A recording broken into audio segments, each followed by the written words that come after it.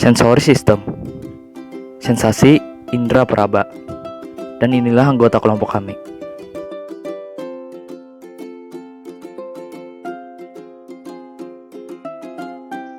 Indra peraba adalah satu dari 5 panca indera manusia yang membuat kita bisa merasakan sesuatu yang kasar, halus, panas, dan juga dingin dari permukaan benda melalui bagian tubuh manusia yaitu kulit.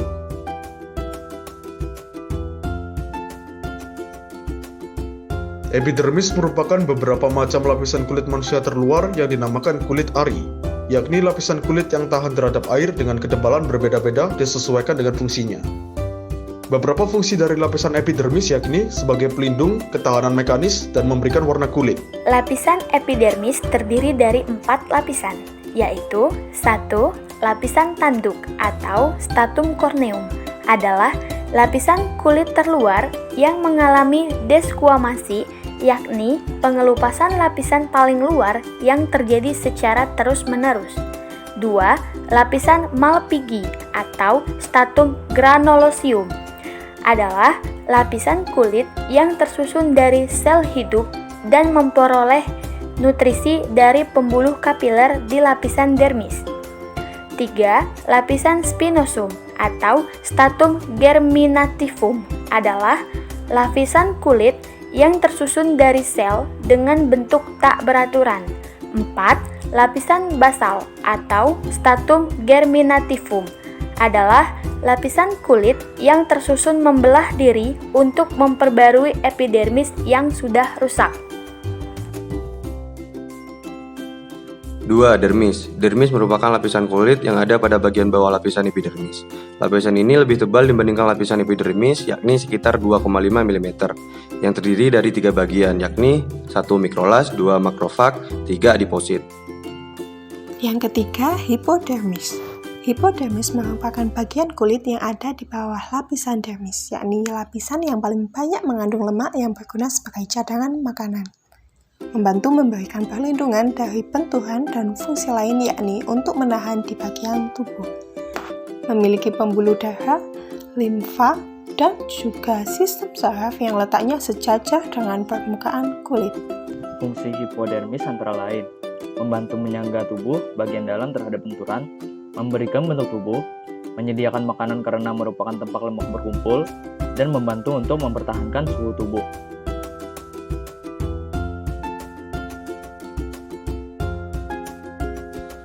B. Fungsi indera peraba. Fungsi kulit. Pertama, pelindung tubuh. Kedua, indera peraba. Ketiga, alat pembuangan. Keempat, mengatur suhu tubuh. Kelima, tempat penyimpanan lemak. Keenam, tempat membuat vitamin D. Cara kerja indera peraba. Kira-kira bagaimana ya kita dapat merasakan sentuhan panas, dingin, tekanan, dan nyeri? Berikut kami akan menjelaskan secara singkat, padat, dan jelas cara kerja dari indera peraba manusia. Rangsangan yang dapat diterima oleh kulit berupa sentuhan panas, dingin, tekanan, dan nyeri. Ketika kulit menerima rangsang tersebut diterima oleh sel-sel reseptor. Selanjutnya, rangsang akan diteruskan ke otak melalui urat saraf. Oleh otak, rangsang akan diolah. Akibatnya, kita dapat merasakan adanya suatu rangsang. Otak pun memerintahkan tubuh untuk menanggapi rangsang tersebut. Itulah mengapa kita dapat merasakan sentuhan panas, dingin, tekanan, dan nyeri pada indera peraba kita atau kulit tubuh kita.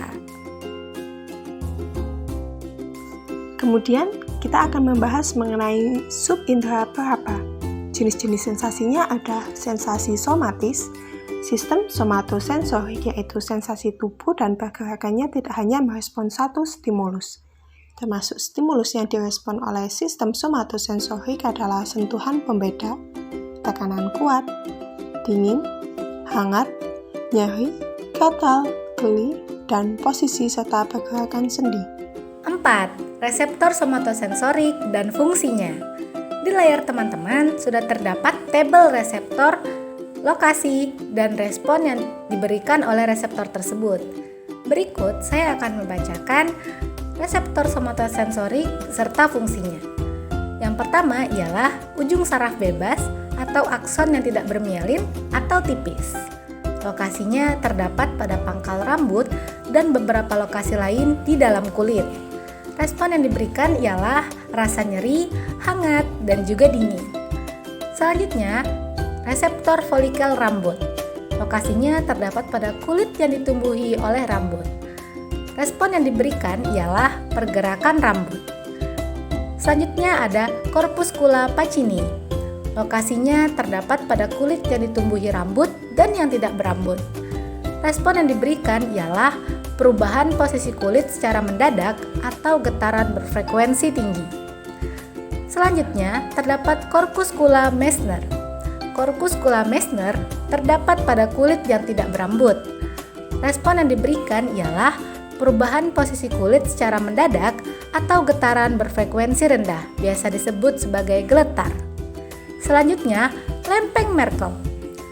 Lokasi dari lempeng Merkel terletak pada kulit yang ditumbuhi rambut dan yang tidak berambut. Respon yang diberikan oleh lempeng Merkel berupa sentuhan berarah pada kulit. Selanjutnya, ujung saraf Ruffini. Sama halnya dengan lempeng Merkel, ujung saraf Ruffini berada pada kulit yang ditumbuhi rambut dan yang tidak berambut. Respon yang diberikan ialah peregangan kulit. Yang terakhir, Bungle Cross. Bungle Cross ini terletak pada sebagian besar atau seluruhnya terletak pada kulit yang tidak berambut. Sensasi nyeri. Nyeri adalah pengalaman yang ditimbulkan oleh stimulus yang berbahaya, mengarahkan perhatian kita ke arah sumber bahaya dan menyita perhatian kita. Korteks prefrontal yang memberikan respon singkat hampir terhadap stimulus, memberikan respons terhadap stimulus nyeri selama stimulus tersebut berlangsung. Ini contoh stimulus lintasan nyerinya. Yang terakhir ada penyakit-penyakit dan kelainan yang berkaitan dengan indera peraba. Yang pertama, alodina. Terjadi akibat adanya kerusakan atau gangguan fungsi pada susunan saraf pusat atau tepi. Yang kedua, disentesia, yaitu sekelompok sensasi tidak nyaman pada kulit. 3. Eksim. Gangguan kulit yang ditandai dengan munculnya bercak-bercak yang meradang dan menimbulkan rasa gatal. Kondisi ini juga biasa dikenal dengan sebutan dermatitis atopik. Biasanya, kondisi ini menyerang lipatan siku dan lutut remaja atau orang dewasa. 4. Herpes zoster. Salah satu penyakit kulit yang biasa menjangkiti orang dewasa adalah herpes zoster. Penyakit ini dapat muncul pada orang dewasa yang memiliki riwayat terkena cacar air sebelumnya. Salah satu tanda penyakit ini adalah munculnya ruam yang tidak rata, berukuran kecil yang bisa melepuh. Kulit yang terjangkit penyakit ini akan terasa perih, gatal, atau sangat sensitif.